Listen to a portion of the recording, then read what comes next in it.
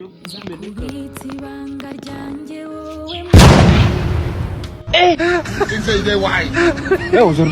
aussi, c'est un autre.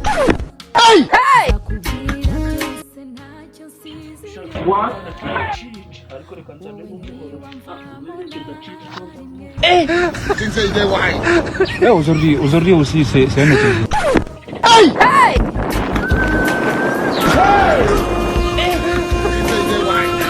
Aujourd'hui aussi, c'est un autre.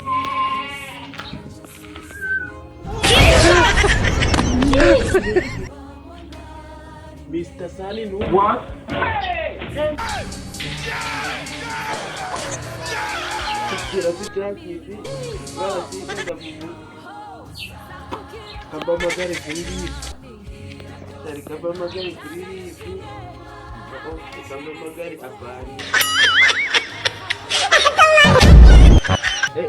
Aaron, Mr. Sally.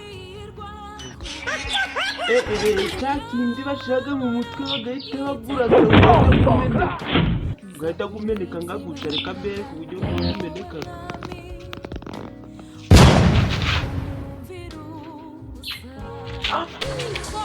ndayiga data Mr. Sally yimenye umutwe